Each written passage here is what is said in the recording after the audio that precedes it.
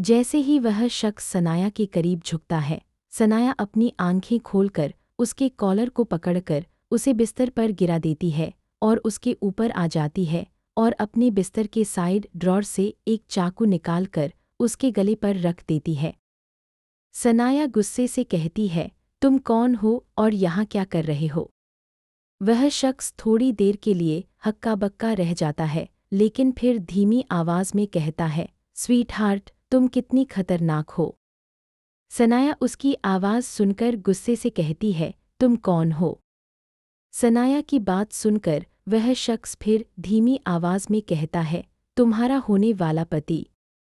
सनाया जैसे ही यह सुनती है, वह लाइट का स्विच ऑन कर देती है और उसे घूरने लगती है, जहां उसके सामने सिद्धार्थ अपने चेहरे पर दुनिया भर की मासूमियत लिए उसे देख रहा होता है। सनाया अपनी भी चाकू को उसके गले पर रखकर उसे घूरते हुए कहती है, यहाँ क्या कर रहे हो और तुम बालकनी से क्यों आए? सिद्धार्थ उसी मासूमियत वाले चेहरे के साथ कहता है, स्वीट हार्ट, अगर इतनी रात को अपनी जान से मिलने में नहीं आता तो कौन आता? फिर कुछ सोचकर कहता है, कहीं तुम्हारा कोई और आशिक तो नहीं जो यहाँ आने वाला था।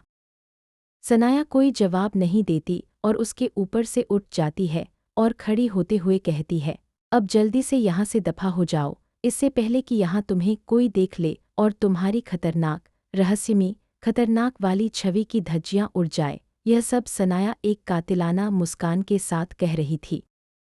सिद्धार्थ एकटक उसकी नीली आंखों में देखते हुए कहता है, स्वीट हार्ट, 1 महीने बाद ही तुम्हें देख रहा हूँ, लेकिन तुम तो पहले से भी ज़्यादा खूबसूरत हो गई हो। सनाया उसे घूरते हुए कहती है, मैंने तुमसे यहाँ से जाने के लिए कहा, जाओ यहाँ से। सनाया की बात सुनकर सिद्धार्थ उसके बिस्तर पर फैलते हुए कहता है, मैं नहीं जाने वाला यहाँ से, चाहे कुछ भी हो जाए, कोई भी आ जाए। सनाया उसे घूरते हुए कहती है, कैसी जिद है तुम्हारी ये, जाओ यहाँ से, मैंने बोला ना कोई आ जाएगा। सिद्धार्थ अपना कोट निकालकर बिस्तर पर फेंकते हुए कहता है, मैं यहाँ आया हूँ तुम्हारे साथ सोने, और जब तक मैं तुम्हारे साथ नहीं सोऊंगा, नहीं जाऊंगा। तुम कहो तो चलो ससुर जी से मिल लेता हूँ मैं। सनाया उसे घूरते हुए कहती है, ससुर जी, क्या तुम्हारा दिमाग खराब हो गया है? सिद्धार्थ, मेरे कमरे से निकल जाओ। सनाया ने इतना कहा ही था कि दरवाजे पर खटखट होती है। सनाया जल्दी से सिद्धार्थ के पास जाती है और उसे उठाते हुए कहती है, जिद्दी आदमी, खड़े हो यहाँ से। पर सिद्धार्थ तो ऐसा लग रहा था कि वह वहाँ से हिलने के मूड में भी नहीं है। सनाया फिर एक गहरी सांस लेती है और कहती है, ठीक है, अब जाओ वहाँ कुपो। सिद्धार्थ उसी फ्लर्टिंग आवाज़ में कहता है, ठीक है, तो तुम मान गई? सनाया चिढ़ते हुए कहती है, हाँ, अब जाओ। सिद्धार्थ फिर एक झटके में उठ जाता है और वार्डरोब की तरफ जाने लगता है, फिर रुककर वापस आता है और सनाया के गालों पर किस करके कहता है, सज़ा छोटी सी मुझे छुपाने के लिए, अपने घरवालों से बड़ी सज़ा बाकी है अभी स्वीट हार्ट। सनाया उसे घूरते हुए देखती है और वहीं पड़ा उसका कोट उठाकर उसकी तरफ फेंक देती है। सिद्धार्थ स्टाइल के साथ उसे पकड़ लेता है। सनाया फिर एक गहरी सांस लेती है और दरवाज़ा खोलती है। दरवाजे पर इस वक्त ध्रुव खड़ा था। सनाया ध्रुव को देखती है। ध्रुव उसका हाथ पकड़कर उसे अंदर लाता है और सामने खड़ा करते हुए कहता है, मैं किसी से छुपकर आया हूँ। सनाया उसे कंफ्यूज होकर देखती है और कहती है, किससे पर? ध्रुव थोड़ा गुस्से में कहता है, कबीर भाई से मैं तुम्हारे लिए एक गिफ्ट लेकर आया हूँ, अगर उन्हें पता चल जाता तो वो इसे कॉपी कर लेते। सनाया उसकी बात सुनकर हंसते हुए कहती है, भाई क्या बात कर रहे हो? कबीर भाई ऐसे नहीं है। ध्रुव चिढ़ते हुए कहता है, तुम नहीं जानती हो, छोड़ो ये देखो। इतना कहकर अपने हाथ में पड़े एक छोटे से बॉक्स से एक ब्रेसलेट निकालता है। वह डायमंड का ब्रेसलेट था, जिसके ऊपर रेड रूबी से SM लिखा हुआ था कर्सिव राइटिंग में। वह ब्रेसलेट देखने में इतना खूबसूरत था कि कोई एक नज़र उसे देख ले तो उससे मोहब्बत हो जाए। सनाया उसे देखकर कहती है, यह कितना खूबसूरत है। ध्रुव सनाया की बात सुनकर बहुत खुश हो जाता है और ब्रेसलेट सनाया के हाथ में पहनाते हुए कहता है, यह मेरी लिटिल एंजल के लिए है। सनाया उसे देखकर कहती है, लिटिल एंजल। ध्रुव मुस्कुराते हुए उसके माथे पर किस करते हुए कहता है, हाँ, आज से तुम मेरी लिटिल एंजल हो।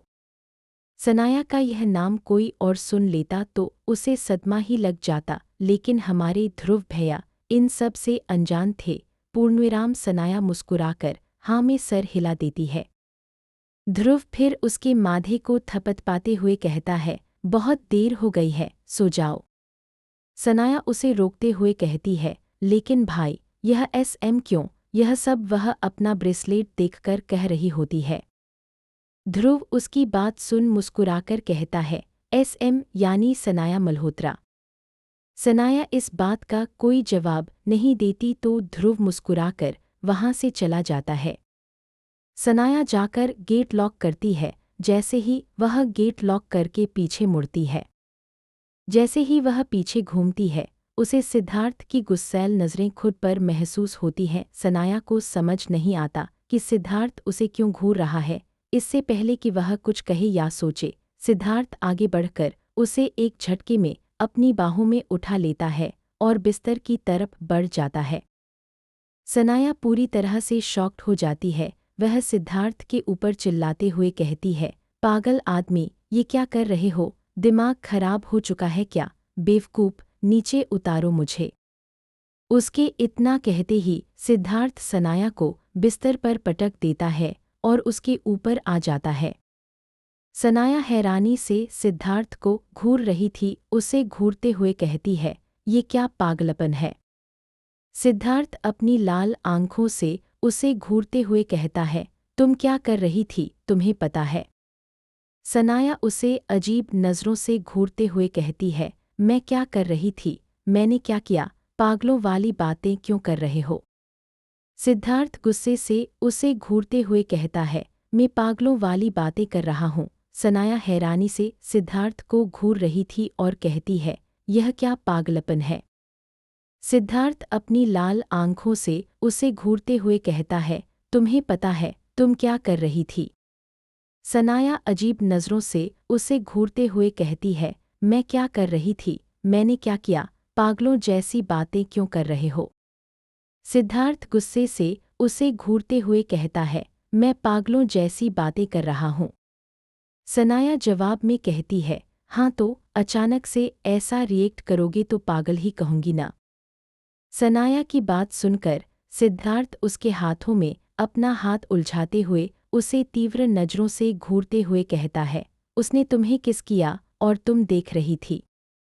सनाया को पहले कुछ समझ नहीं आता कि किसने किस किया, लेकिन जब उसे समझ आता है तो वह हैरानी और गुस्से से सिद्धार्थ को घूरते हुए कहती है, तुम इसलिए गुस्सा हो रहे हो क्योंकि ध्रुव भाई ने मुझे किस किया?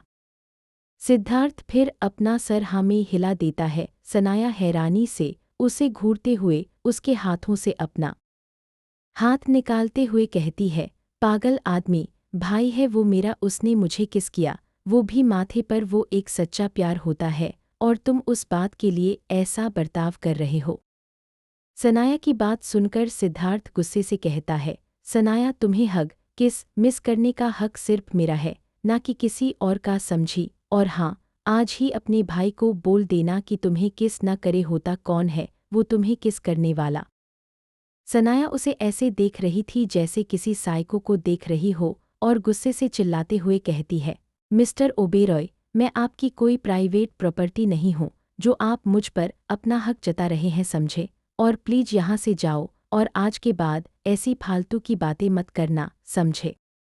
सिद्धार्थ उसे अभी भी वैसे ही पकड़े उसके ऊपर था और गुस्से से घूरते हुए कहता है, आज कह दिया, आज के बाद मत कहना। और हाँ, तुम मेरी प्राइवेट प्रॉपर्टी नहीं हो, बल्कि तुम मेरी हो, सिर्फ मेरी, सिर्फ और सिर्फ। द सिद्धार्थ ओबेरॉय की। और अगर आज के बाद कभी ऐसा कुछ कहा तो मैं खुद नहीं जानता कि मैं क्या कर जाऊंगा।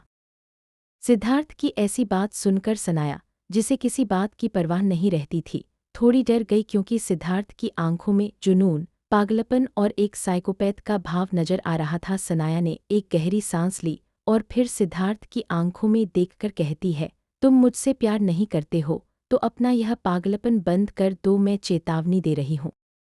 उसकी ऐसी बात सुनकर सिद्धार्थ पागलों की तरह हंसने लगता है। सनाया को उसका बर्ताव बहुत अजीब लग रहा था। फिर अचानक से अपनी हंसी रोककर वह सीधा सनाया के होठों को अपनी गिरफ्त में ले लेता है। ये सब इतनी जल्दी हुआ कि सनाया को समझ में ही नहीं आया। जब तक वह समझ पाती तब तक सिद्धार्थ उसके होठों को चूस रहा था। सनाया उसे धक्का देने की कोशिश कर रही थी। कुछ देर बाद जब सनाया को सांस लेने में कठिनाई होने लगी तो सिद्धार्थ ने उसे छोड़ दिया। सनाया गहरी गहरी सांसें ले रही थी और सिद्धार्थ को घूर रही थी। फिर सिद्धार्थ एक झटके में सनाया के ऊपर से हटकर उसके बगल में आ जाता है और छत को घूरते हुए कहता है, स्वीट हार्ट, हर सवाल का जवाब मिलेगा, अभी तुम बहुत चीज़ों से अनजान हो। सनाया तुरंत सिद्धार्थ की तरफ देखती है और उसे घूरते हुए कहती है, कौन सी चीज़ें? सनाया की बातों का बिना कोई जवाब दिए सिद्धार्थ सनाया की कमर पकड़कर उसे अपने बिल्कुल करीब कर लेता है और कहता है, वक्त सारे सवालों का जवाब देगा। और हाँ, तुमने मुझे बोला था कि तुम मुझे आज अपने साथ सोने दोगी, इसलिए अब चुपचाप सो जाओ। Okay sweetheart. इतना कहकर वह एक बार फिर उसके होठों पर एक हल्का सा किस कर लेता है और उसे गले लगाकर उसकी गर्दन में अच्छी तरह से जानती थी कि वह 1000 बार कहने पर भी सिद्धार्थ नहीं जाएगा, इसलिए उसने भी ज़्यादा नाटक नहीं किया और सिद्धार्थ को अपनी मनमानी करने दी। अब ये तो वही जानती थी कि वह ऐसा क्यों कर रही है, क्योंकि सनाया कपूर वह चीज़ नहीं थी जिसे कोई कंट्रोल कर सके। फिर वह आखिर क्यों सिद्धार्थ को खुद को कंट्रोल करने दे रही थी? सिद्धार्थ पूरी तरह से सनाया को वह मन ही मन अपना गुस्सा निकाल ही रही थी कि तभी उसे अपने कानों में सिद्धार्थ की आवाज़ सुनाई दी, जो सनाया से कह रहा था, स्वीट हार्ट, मन में गालियां देना हो गया हो तो सो जाओ, अगर नींद नहीं आ रही है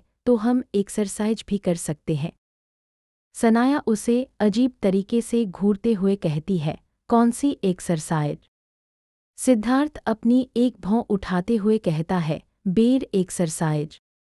सनाया जैसे ही उसकी बात सुनती है उसे धक्का देते हुए कहती है, बकवास बंद कर और सो जाओ। सिद्धार्थ फिर मासूम सा चेहरा बनाता है और फिर उसके गले में अपनी मूंछ घुसाते हुए कहता है, ओके ये। अगली सुबह सूरज की किरण खिड़की से सिद्धार्थ के चेहरे पर पड़ी। उसने धीरे से अपनी आंखें खोली और जैसे ही आंखें खोली उसके सामने एक खूबसूरत चेहरा दिखाई दिया। सामने सनाया चैन से सो रही थी, बिना किसी फिक्र के। सनाया के चेहरे पर इस वक्त दुनिया भर की मासूमियत थी। सनाया को देखकर सिद्धार्थ मुस्कुरा देता है और फिर खुद को और सनाया को देखता है। सनाया सिद्धार्थ मुस्कुराता है और अपना एक हाथ उठाकर सनाया के चेहरे से उसके बाल हटाता है। फिर एक शैतानी मुस्कान के साथ सनाया के बालों की एक लट को तोड़कर अपनी जेब से एक छोटा सा प्लास्टिक बैग निकालता है और सनाया के बालों को उसमें रख देता है। सनाया अभी गहरी नींद में थी, इसलिए उसे कुछ पता नहीं चला। प्लास्टिक बैग को सिद्धार्थ वापस अपनी जेब में रखता है और धीरे से कुछ देर बाद जब सनाया की नींद खुलती है वह अपने अगल बगल देखती है, जहां इस वक्त कोई नहीं था। वह समझ जाती है कि सिद्धार्थ जा चुका है। यह सोचकर वह एक गहरी सांस लेती है और तैयार होने चली जाती है। कुछ देर बाद डाइनिंग हॉल में सब लोग टेबल पर बैठे हुए थे। तभी सबकी नज़र सनाया पर पड़ती है। इस वक्त भी सनाया ने हर बार की तरह काले कपड़े पहने थे। सनाया को नीचे देखकर सीताजी थोड़ी चिंतित होकर कहती हैं, सनाया बेटा, तुम यहाँ क्या कर रही हो? मैं खुद नाश्ता लेकर तुम्हारे कमरे में आ रही थी, अभी तुम्हारी तबीयत ठीक नहीं है, तुम ऐसे कैसे नीचे ऊपर कर? सनाया उसकी तरफ बढ़ती ही है कि कबीर कहता है, नहीं सनाया, इधर बैठो। यह कहते हुए कबीर अपनी बगल वाली खाली कुर्सी की तरफ इशारा करता है। सनाया एक एक नज़र अपने दोनों भाइयों को देखती है जो किसी बच्चे की तरह लड़ रहे थे, फिर उन दोनों के बीच में जाकर बैठ जाती है। इस वक्त सनाया की एक तरफ कबीर तो दूसरी तरफ ध्रुव बैठा हुआ था। दोनों आंखों आंखों में ये कहकर बात कर रहे थे कि सनाया उसके पास बैठी है तो दूसरा कहता, सनाया मेरे पास। कबीर ने सनाया की प्लेट में सैंडविच रखा और उसे खाने का इशारा किया। सनाया उसे खाने ही वाली थी कि तभी उसके सामने एक बड़े से बाउल में ध्रुव सूप रखकर उसके सामने कर देता है। सनाया ध्रुव को देखने लगती है। ध्रुव मुस्कुराते हुए कहता है, तुम्हें सैंडविच से ज़्यादा यह सूप पीना चाहिए, यह ज़्यादा अच्छा है और हेल्दी भी, तुम्हारे लिए ज़्यादा फायदेमंद होगा। सनाया इससे पहले ध्रुव की बातों का जवाब देती कबीर गुस्से से ध्रुव से कहता है, तुम्हारा कहने का क्या मतलब है? मैं सनाया को हेल्दी फूड नहीं दे रहा, ध्रुव उससे कहता है, पर सूप ज़्यादा हेल्दी है। इससे पहले कि कबीर फिर कुछ गुस्से से कहता, सनाया दोनों को चुप कराते हुए कहती है, बस मैं आप दोनों का दिया हुआ खाना खा लूंगी क्योंकि दोनों ही हेल्दी हैं। अब लड़ना बंद करो आप दोनों। सनाया की बात सुनने के बाद दोनों कुछ नहीं कहते और एक नज़र एक दूसरे को गुस्से से घूरने के बाद अपना अपना नाश्ता करने लगते हैं। यह देखकर सब हंस देते हैं। लेकिन अब नताशा का गुस्सा की सीमा खत्म हो चुकी थी, इसलिए वह उठते हुए कहती है, मेरा हो गया, मैं चलती हूँ। नताशा की बात सुनकर किसी ने कुछ ज़्यादा रिएक्ट नहीं किया क्योंकि नताशा ऐसे ही बाहर घूमती रहती थी, तो किसी को कुछ ज़्यादा फर्क नहीं पड़ा। नताशा वहाँ से निकलते हुए मन में सोचती है, किसी ने एक बार मुझसे पूछा भी नहीं कि आखिर मैं जा कहाँ रही हूँ। सबको बस उस सनाया की ही पड़ी हुई है। और भाई आज तक उन्होंने कभी मेरी प्लेट में तो ऐसा खाना डाला नहीं, और उसे सनाया के लिए इतना सब कुछ छोड़ेंगी नहीं। उस सनाया को उसे इन सब का हिसाब देना होगा, बर्बाद कर दूंगी उसे। यह सब कहते वक्त उसके चेहरे पर गुस्सा, नफरत और खतरनाक भाव थे। फिर जल्दी से वह किसी को मैसेज करती है और मल्होत्रा मेशन से निकल जाती है। इधर सब लोग नाश्ता कर चुके थे। ध्रुव और कबीर दोनों सनाया को अपनी सेहत का ख्याल रखने को कहकर वहां से अपने अपने काम के लिए निकल गए। सनाया भी अपने कमरे में आ गई। उसने भी अपना लैपटॉप निकाला और काम करने लगी क्योंकि मल्होत्रा परिवार के हर एक सदस्य ने उसे घर से बाहर निकलने से मना किया था। उधर सिद्धार्थ मल्होत्रा मेशन से निकलने के बाद सीधे दिल्ली से बाहर एक विला के बाहर पहुंचा। विला बाहर से देखने में किसी भूतिया बंगले से कम नहीं लग रहा था। वहां बहुत सारे बॉडीगार्ड थे। जैसे ही उनकी नज़र सिद्धार्थ की गाड़ी पर पड़ी, जल्दी से उन्होंने दरवाजा खोल दिया। सिद्धार्थ की कार विला के अंदर आकर रुकी। जल्दी से एक बॉडीगार्ड वहां आया और सिद्धार्थ के लिए कार का सिद्धार्थ सीधे अंदर चला गया। वह विला अंदर से पूरा काला था, जैसे जैसे किसी अंधेरी दुनिया में आ चुका हो, पर फिर भी उसकी खूबसूरती किसी को भी अपनी तरफ आकर्षित कर ले। सिद्धार्थ सीधा लिफ्ट से दूसरे फ्लोर पर जाता है और सीधे दूसरे फ्लोर के एक कमरे के अंदर प्रवेश करता है, जहां हर जगह लैब का सामान फैला हुआ था और वहां पर एक लड़की थी जिसने अपने चेहरे जैसे ही सिद्धार्थ उसके सामने खड़ी लड़की का नाम लेता है, वह लड़की पीछे मुड़ती है। उसकी ऊंचाई 6'2" है, कंधे तक काले लहराते बाल, एक परफेक्ट फिगर। इस वक्त उस लड़की के चेहरे पर मास्क था। वह लड़की जैसे ही सिद्धार्थ को देखती है, उषा देखकर मुस्कुरा देती है और फिर कहती है, चीप आप यहाँ। सिद्धार्थ भी एक मुस्कान के साथ कहता है, तुम्हारे लिए एक सरप्राइज। लड़की सिद्धार्थ की बात सुनकर पहले तो हैरान होती है, फिर जल्दी से हाँ में सिर हिलाकर सिद्धार्थ के पीछे पीछे बाहर निकल आती है। कुछ देर बाद उसी विला के एक कमरे के अंदर वह लड़की और सिद्धार्थ आमने सामने बैठे हुए थे। वह लड़की पहले अपना कोट निकालती है। उसके कोट निकालते ही उसकी पतली कमर दिखने लगती है, क्योंकि इस वक्त उसने एक ब्लैक क्रॉप टॉप के साथ भाई अरियाना मुस्कुराते हुए सिद्धार्थ को देखती है और पूछती है, तो बताओ चीप, क्या सरप्राइज है मेरे लिए? सिद्धार्थ मुस्कान के साथ अपनी जेब से वो सनाया के बाल का सैंपल जो उसने छुपके से लिया था निकालकर उसके सामने रख देता है। जैसे ही अरियाना की नज़र सैंपल्स पर पड़ती है, वह थोड़ी कंफ्यूज हो जाती है, लेकिन तभी उसे कुछ याद आता है और वह हैरानी से सिद्धार्थ को अरियाना शॉक हो जाती है और एक शॉकिंग वे में उससे पूछती है, पर चीप आपने ये कैसे किया?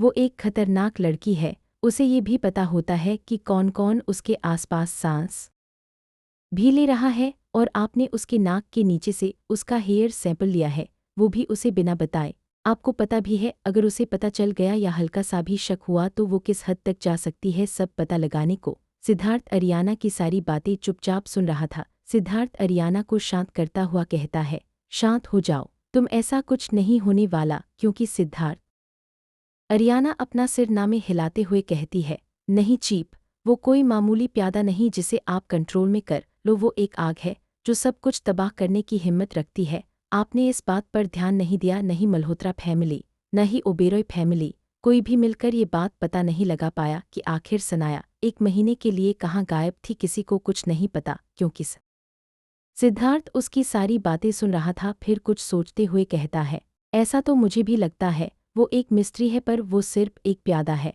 बस एक प्यादा। ये कहते वक्त उसके चेहरे पर कोई इमोशन नहीं था। अरियाना सिद्धार्थ की तरफ देख रही थी। सिद्धार्थ की तरफ देखते हुए कहती है, मुझे आपको कुछ दिखाना है। सिद्धार्थ हाँ में सिर हिला देता है। सिद्धार्थ की हाँ सुनते ही सिद्धार्थ ये सब सुनकर बिना किसी भाव के सामने पड़े चेस बोर्ड को ही देख रहा था। अरियाना अपनी बात जारी रखते हुए कहती है, सोचो, जो लड़की सिर्फ एक धोखे के लिए पूरे के पूरे आइलैंड को खत्म कर सकती है, वह किस हद तक जा सकती है। इसकी कोई सीमा नहीं है। वह एक शैतान है। उसकी अच्छी छवि सिर्फ मल्होत्रा परिवार के सदस्यों में ही है।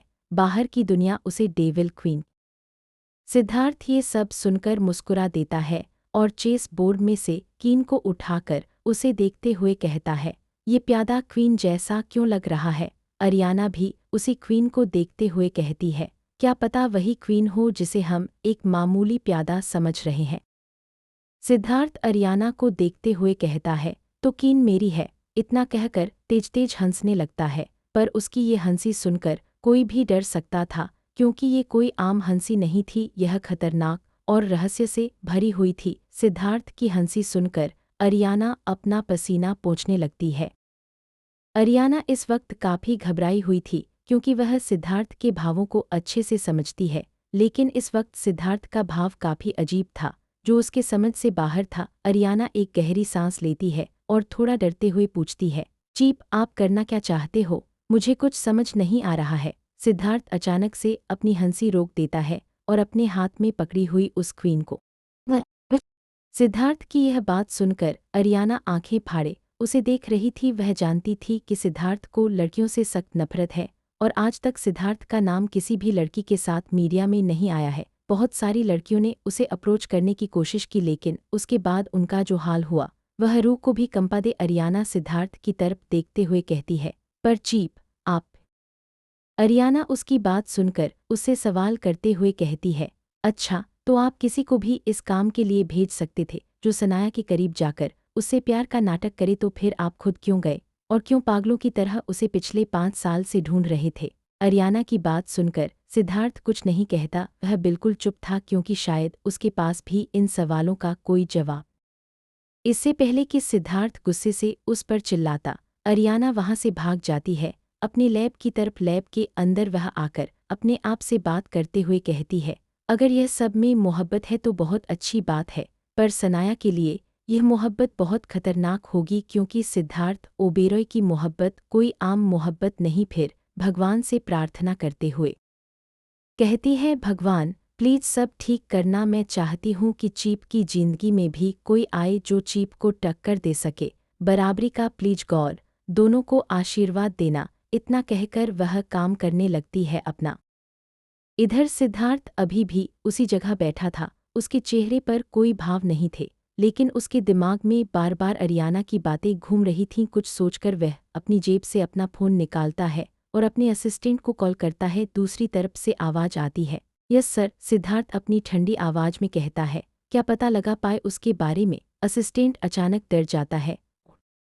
सिद्धार्थ थोड़ा गुस्से से कहता है, लेकिन क्या? असिस्टेंट डर जाता है और कहता है, पर सर, उन लोगों को पता नहीं कैसे हमारे जासूसों के बारे में पता चल गया है। हमारे हर एक जासूस को अलग अलग जानकारी मिल रही है। ये सब हमें भ्रमित करने के लिए किया जा रहा है। मैंने खुद बहुत पता करने की कोशिश की, लेकिन मुझे ऐसा लगता है कि वह कोई आम लड़की नहीं है। उसकी सिद्धार्थ इतना सुनकर फ़ोन काट देता है और अपने असिस्टेंट की बातों को सोचने लगता है। तभी उसे याद आता है कि अरियाना ने उससे कहा था कि सनाया के बहुत सारे आशिक हैं। ऊपर से असिस्टेंट भी कह रहा था कि किसी पावरफुल आदमी का सपोर्ट है शायद उसके पीछे। सिद्धार्थ खुद से बात करता हुआ कहता है, लेकिन कौन? ते कुछ याद आता है। फिर वह अपने मन में सोचता है, कहीं वही शख्स नहीं जो अभी उसे वीडियो में सनाया को अपनी बाहों में उठाकर चॉपर में ले जा रहा था। इतना सोचते ही उसके चेहरे पर बेतहाशा गुस्सा दिखने लगता है। उसका चेहरा इस वक्त लाल हो चुका था। गुस्से से सिद्धार्थ अपने मन में कहता है, उसकी हिम्मत कैसे हुई उसके करीब जाने की? ऐसा कैसे कर सकती है? इधर दूसरी तरफ नताशा इस वक्त एक लग्जरी रेस्टोरेंट के प्राइवेट रूम में बैठी हुई थी और किसी का बेसब्री से इंतजार कर रही थी। नताशा को उस शख्स का इंतजार करते हुए आधा घंटा हो चुका था, लेकिन अभी तक वह शख्स वहां नहीं आया था। नताशा गुस्से में बड़बड़ाते हुए कहती है, कहाँ है वो? अब मुझसे और इंतजार नहीं हो पा रहा है। मैं उस सनाया को और बर्दाश्त नहीं कर सकती। मुझे उसे बर्बाद करना है। उससे उसका सब कुछ छीन लूंगी, उसकी फैमिली, बिजनेस, सब कुछ सब।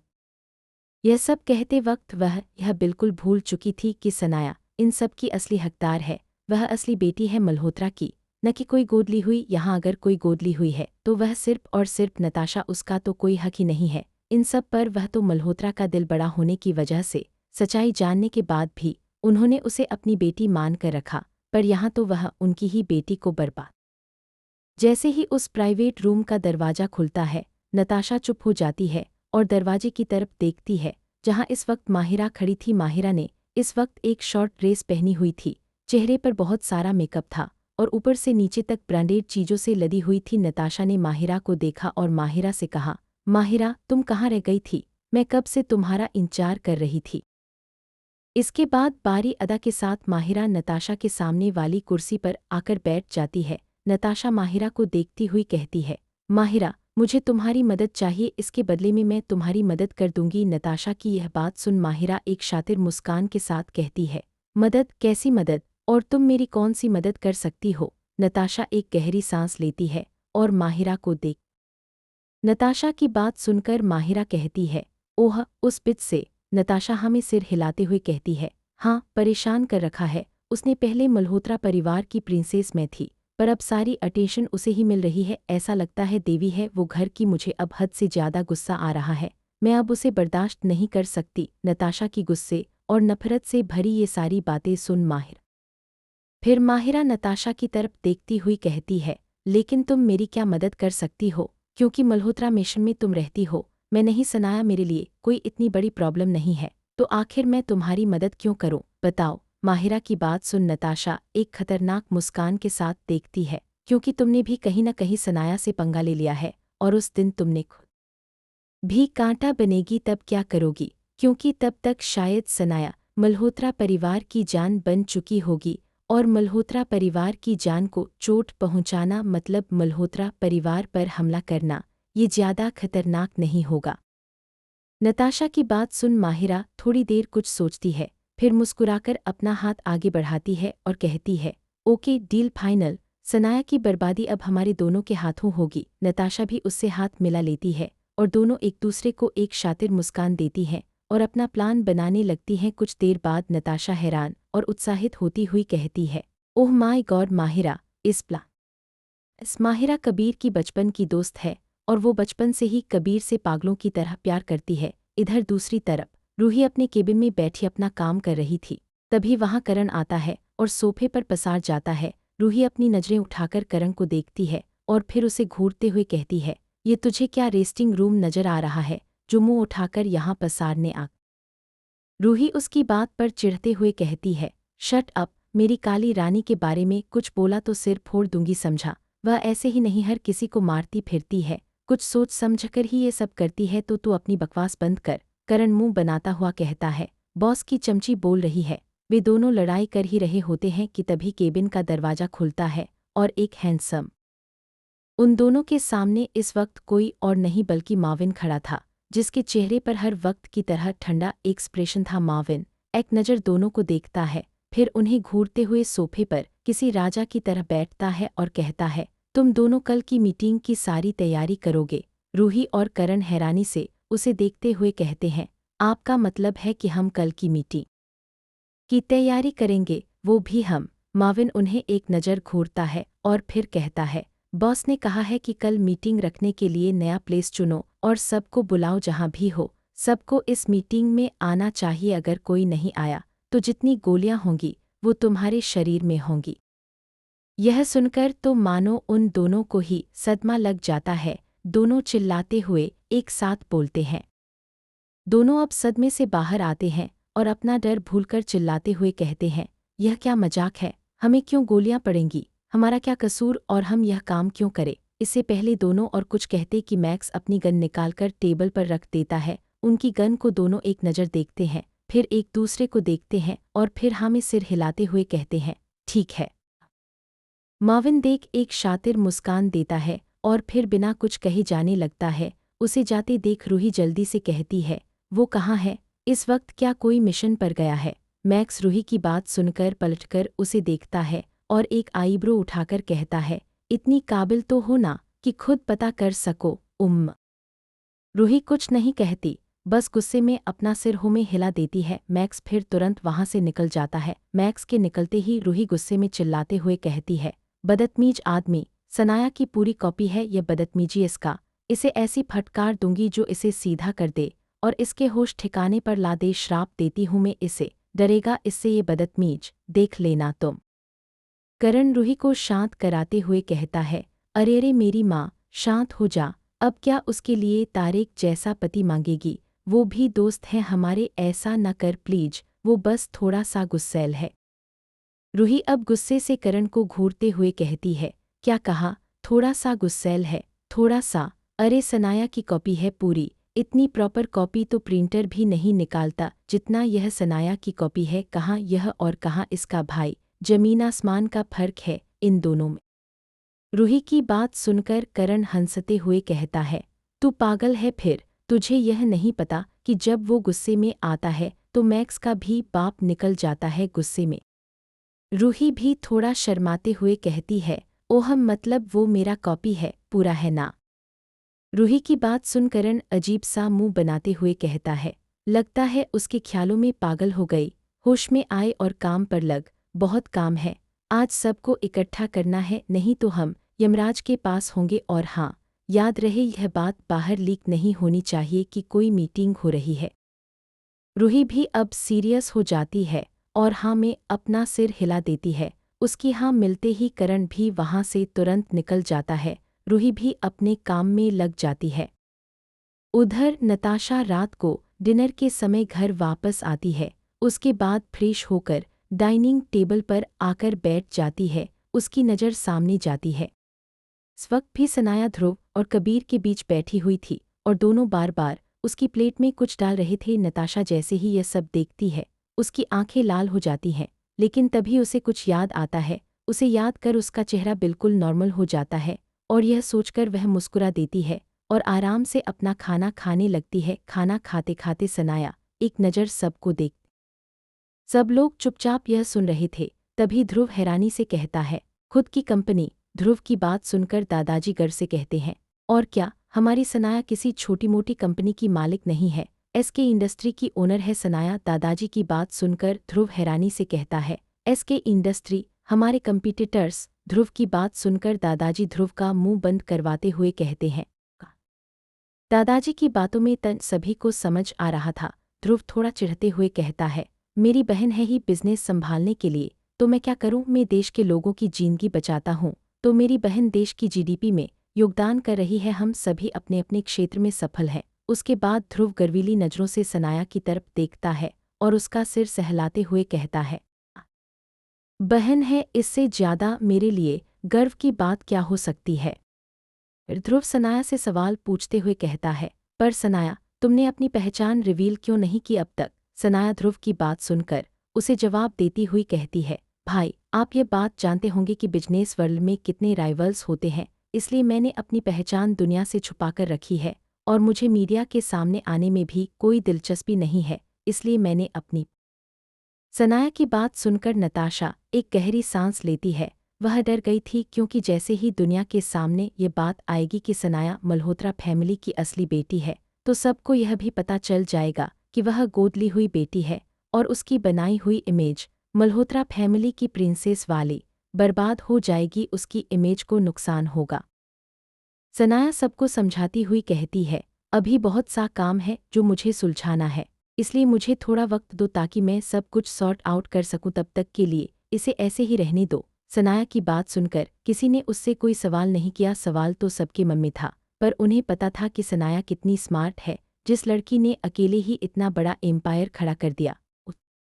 खाना हो चुका था, इसलिए सब अपने अपने कमरे में जाने लगे। सनाया भी अपने कमरे की तरफ जा रही थी। सनाया को जाते देख ध्रुव उसे रोकते हुए कहता है, रुको सनाया। सनाया ध्रुव की बात सुनकर रुक जाती है और फिर ध्रुव उसके पास आकर कहता है, सनाया, मैं तुम्हारे लिए कोई गिफ्ट नहीं लाया हूँ, इसलिए मैं चाहता हूँ कि तुम कल मेरे साथ शॉपिंग पर चलो। सनाया ध्रुव कबीर की तरफ गुस्से से घूरते हुए कहता है, नहीं भाई, मैंने पहले पूछा है सनाया से, तो सनाया मेरे साथ जाएगी। ध्रुव की बात सुनकर कबीर कहता है, मैं सनाया का बड़ा भाई हूँ, इसलिए सनाया मेरे साथ जाएगी। सनाया एक नज़र दोनों को देखती है और अपना हाथ बांधते हुए कहती है, शट अप, मैं आप दोनों में से किसी के साथ नहीं जाने वाली हूँ, मुझे कल ऑफिस। सनाया की बात सुनकर ध्रुव मुस्कुरा देता है और कबीर की तरफ अपनी एक भौं उठाता है। वहीं कबीर गुस्से से बिना कुछ कहे वहां से चला जाता है। सनाया कबीर को गुस्से से जाते देख उसका पीछा करती है कि ध्रुव उसे रोकते हुए ध्रुव कहता है, अरे उसे छोड़ो, जाओ आराम करो, वह जल कुकड़ा है, ऐसे ही जलता रहता है। सनाया ध्रुव को देखते हुए अपनी भौहें सिकोड़ते। अगली सुबह सनाया का कमरा। सनाया उठते ही अपना दैनिक कार्य करने लगती है। सनाया उठकर सीधे अपनी बालकनी में जाकर ध्यान करने लगती है। ध्यान करने के बाद वह सीधा जिम में कुछ देर वर्कआउट करती है, फिर फ्रेश होकर तैयार होकर नीचे आती है। आज वह थोड़ी जल्दी उठ गई थी, इसलिए इस वक्त यहाँ कोई भी नहीं था। सनाया कुछ सोचकर सीधा किचन में चली जाती है। किचन में जैसे ही सारे नौकर जो नाश्ता बना रहे थे सनाया को देखते हैं, वे अपना सिर झुका लेते हैं। वहाँ खड़ा हेड सर्वेंट सनाया से इज्जत के साथ कहता है, मैडम आप यहाँ, आपको कुछ चाहिए था, आप किसी नौकर को ही बुला लेती। सनाया हेड सर्वेंट की बात सुनकर ना में सिर हिलाते हुए कहती है, नहीं ऐसी कोई बात नहीं है। सनाया की बात सुनकर हेड सर्वेंट और बाकी सारे सनाया उन सबको ही देख रही थी और उनके एक्सप्रेशन को भी बहुत समय से नोटिस कर रही थी। सनाया उन सबको अपनी शांत नज़रों से देखते हुए कहती है, मुझसे डरने की कोई ज़रूरत नहीं है। सनाया की यह बात सुनकर हेड सर्वेंट और बाकी सब घबरा जाते हैं। हेड सर्वेंट जल्दी से कहता है, नहीं ऐसा कुछ नहीं है मैम, आप गलत समझ रही हैं। सनाया उन्हें रोकते हुए कहती है, अच्छा। सनाया की बात सुनकर नौकर तो पहले हैरान होते हैं कि आखिर सनाया ने उनके मन की बात कैसे सुनी और दूसरी बात वह नाश्ता कैसे बना सकती है। हेड सर्वेंट आगे आते हुए कहता है, क्या हुआ मैडम, आपको हमारे हाथ का खाना पसंद नहीं है? सनाया नामे सिर हिलाते हुए कहती है, अरे ऐसा कुछ नहीं है, आप लोग बेहतरीन खाना बनाते हो, लेकिन आज मैं अपनी फैमिली के लिए खुद नाश्ता बनाना चाहती हूँ, क्या मैं ऐसा नहीं कर सकती? सनाया की बात सुनकर सारे नौकर हमें सिर हिला देते हैं और हेड सर्वेंट कहता है, मैडम यह आपका ही घर है, आप कुछ भी कर सकती हैं। सनाया हमें सिर हिलाती है और उन लोगों को वहां से जाने के लिए कहती है, पर हेड सर्वेंट नाश्ता टेबल पर लगा ही नहीं था। सीता जी कहती हैं, आज न तो नाश्ता आया है और न ही अभी तक सनाया आई है, उसकी तबीयत तो ठीक है ना? सीता जी ने इतना ही कहा था कि उनके कानों में सनाया की आवाज़ आती है, मॉम नाश्ता भी आ गया और सनाया भी। सब लोग एक साथ सनाया की तरफ देख रहे थे जो हेड सर्वेंट के साथ बाउल्स लेकर आ रही थी। सनाया को किचन से आते देख सब जैसे ही सब लोग एक एक बाइट लेते हैं पराठों की, वे सनाया की कुकिंग स्किल्स से हैरान हो जाते हैं, क्योंकि पराठे उनकी सोच से भी ज़्यादा यमी थे। सभी लोग सनाया की कुकिंग स्किल्स देखकर हैरान थे। दादी जी ने हैरानी से सनाया को देखते हुए कहा, सनाया बच्चा, तुमने तो हमारी सोच से भी ज़्यादा टेस्टी खाना बनाया है। सनाया उनकी तरफ देख मुस्कुरा देती है। रामजी पराठे की बाइट लेते हुए कहते हैं, सनाया के हाथों में तो जादू है। सनाया सबकी बातें सुनकर मुस्कुरा देती है। कबीर खाना की बाइट लेते हुए कहता है। नताशा फिर मुस्कुराते हुए तंज में कहती है, काश मैं भी आप सबके लिए कुछ बना सकती, लेकिन मुझे तो यह सब आता ही नहीं। बचपन से मुझे प्रिंसेस ट्रीटमेंट मिला है, तो मुझे किसी ने यह सब सिखाया ही नहीं। नताशा की बात सुनकर सब उसे घूरने लगते हैं, क्योंकि सनाया की जिंदगी बहुत मुश्किल रही थी, पर नताशा की जिंदगी में कोई दिक्कत या परेशानी नहीं थी। कबीर तंज कसते हुए कहता है, अब हर कोई मेरी सनाया जैसा टैलेंटेड तो नहीं हो सकता है। एक मल्टीनेशनल कंपनी का ओनर होने के साथ एक टॉप क्लास कुक होना कोई छोटी बात थोड़ी है, वो भी इतनी कम उम्र में। नताशा ने जैसे ही यह सुना उसका चेहरा गुस्से से लाल हो गया। उसे इस वक्त बेहद गुस्सा आ रहा था, क्योंकि कबीर की बात हद से ज़्यादा ऑफेंडिंग थी, पर किसी ने कुछ नहीं कहा, क्योंकि बाकी सबको भी नताशा की बात पर गुस्सा आ रहा था। नताशा गुस्से से अपने हाथों की मुट्ठियां बना लेती है, फिर अपना चेहरा सामान्य कर कबीर की तरफ आंखों में आंसू लाकर कहती है, भाई क्या है? और मन ही मन कहती है, वाह क्या एक्टिंग स्किल्स हैं, नौटंकी कंपनी में क्यों नहीं शामिल हो जाती? सनाया फिर अपना हाथ टिश्यू से साफ कर मुस्कुराते हुए कहती है, नताशा मुझे लगता है तुम एंटरटेनमेंट इंडस्ट्री ज्वाइन कर लो, तुम्हारी स्किल्स काफ़ी अच्छी हैं। इतना कहकर अपना कोट उठाती है और सबको बाय कहकर निकल जाती है। वहीं सब हैरानी से जाती हुई सनाया को देख रहे थे उसकी बातों का मतलब सबने अच्छी तरह समझ लिया था। दादाजी हंसते हुए कहते हैं, वो एसके इंडस्ट्री की ओनर ऐसे ही नहीं बन गई है, कितने कॉम्पिटिटर्स को पीछे छोड़कर यहाँ तक आई है। वो चेहरा पढ़ना उसके लिए कोई आम बात नहीं है। इतना कहकर दादाजी दादी जी के साथ वहाँ से चले जाते हैं। कबीर और ध्रुव भी उठते हुए एक नज़र नताशा को देखते हैं। फिर ध्रुव कहता है, आई थिंक सनाया ने सही कहा, एंटरटेनमेंट इंडस्ट्री में ट्राई कर लो। इतना कहकर वह भी वहाँ से चला जाता है। कबीर भी एक गहरी सांस लेता है और वहाँ से निकल जाता है।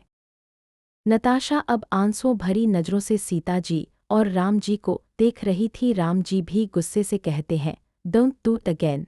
इतना कहते हुए वे भी वहाँ से चले जाते हैं और उनके पीछे पीछे सीता जी भी वहाँ से निकल जाती हैं।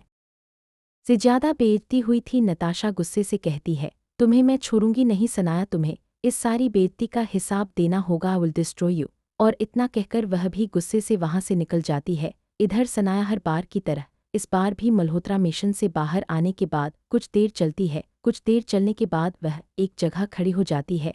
उसे खड़े हुए कुछ ही समय इधर इसके कॉम्प्लेक्स में युवराज अपनी एक मीटिंग अटेंड करके कॉफ़ी शॉप से निकल रहा था। मॉल के हेड मैनेजर और कुछ स्टाफ्स के साथ तभी उसका फ़ोन बजता है। जैसे ही वह अपना फ़ोन निकालकर नाम चेक करता है, बिना कुछ कहे अपना फ़ोन उठाता हुआ कहता है, बोल रूही, क्या हुआ? उधर से रूही कहती है, बॉस ने मीटिंग रात के लिए शिफ्ट कर दी है। युवराज बिना किसी एक्सप्रेशन के ओके कहता है और फ़ोन कट करने लगता है कि तभी रूही उसे रोकते हुए कहती है, रुक रुक, मेरी पूरी बात तो सुन ले। बिना सुने ही फ़ोन कट कर रहा है बदतमीज युवराज हार और गुस्से के मिलेजुले भाव के साथ सामने देखता है, जहां एक खूबसूरत लड़की आंखों में बहुत सारा गुस्सा लिए उसे घूर रही थी। युवराज की आंखें उस लड़की पर जाकर रुक गईं और वह उसकी आंखों में कहीं खो सा गया। गोरा रंग, 5'4" की लंबाई, बड़ी बड़ी आंखें, पतले होंठ और एक परफेक्ट फिगर, एक सुंदर अप्सरा से कम नहीं थी वह लड़की। उस लड़की के चिल्लाने से ही युवराज होश में आया और होश में आते ही उसका चेहरा गुस्से से लाल हो गया, क्योंकि आज से पहले किसी ने उस पर हाथ उठाने के बारे में खून उतर आता है, क्योंकि कहीं न कहीं औकात की बात करके अनाया ने युवराज के मर्दांगी वाले अहंकार को चोट पहुंचा दी थी। युवराज एक नज़र उसे देखता है, फिर पीछे खड़े मॉल के मैनेजर से कहता है, अब क्या तुम्हें इसे करवाने को बोलना पड़ेगा? मैनेजर डर जाता है पर कुछ कहता नहीं और वहाँ से चला जाता है। अनाया यह सब देख रही थी, उसे बिल्कुल भी भरोसा नहीं। अन्या की बात सुनकर युवराज अन्या के पास आता है, उसका चेहरा अपने चेहरे के बहुत करीब लाता है और घूरते हुए कहता है, अब तुम्हारी वजह से मॉल का इतना नुकसान हुआ है तो उसकी भरपाई तो तुम्हें करनी होगी ना, क्यों बोलो? अन्या हैरानी से उसे घूरते हुए कहती है, मैं क्यों भरपाई करूंगी? यहाँ मॉल के बीचों बीच खड़े होकर तुम चिल्ला रहे थे और दूसरों को अपमानित कर रहे थे, तो इसमें मेरी क्या गलती है? मैं क्यों भरपाई करूंगी? युवराज मासूम चेहरा बनाकर कहता है, क्या कहा? मैं अपमानित कर रहा था? अन्या ने हाँ में सिर हिला दिया। उसकी बात सुनकर युवराज शैतानी मुस्कान देते हुए कहता है, कैसे, बताओ जरा मुझे। उसकी बात सुनकर अन्या युवराज के पीछे खड़े लोगों को देखती है। जैसे ही उन लोगों को एहसास होता है कि अन्या उनका नाम लेने वाली है, वे सब उसे ना कहने का इशारा करने लगते हैं। अन्या एक नज़र उन सबको देखती है और फिर गुस्से से युवराज से कहती है, देखा कितना डर गए हैं बेचारे, मना कर रहे हैं कि तुमने उन्हें अपमानित किया। अन्या की बात सुनकर युवराज पीछे खड़े अपने बॉडीगार्ड्स और वर्कर्स को देखता है और फिर अन्या से कहता है, वे डर गए पर तुम नहीं, अब फालतू की बातें छोड़ो और भरपाई के लिए तैयार हो जाओ। युवराज की बात सुनकर अन्या हैरानी से उसे देखती है और इससे पहले कि वह कुछ कहती, युवराज उसका हाथ पकड़कर उसे ले जाने लगता है। अपने बॉडीगार्ड्स को अन्या के दोस्तों को संभालने का इशारा करता है। वे सब हमें सिर हिलाते हैं और अन्या के दोस्तों को ले जाने लगते हैं। अन्या चिल्लाती हुई कहती है, यह क्या बदतमीजी है? जानते भी हो कौन हूँ मैं? मेरे भाई को पता लग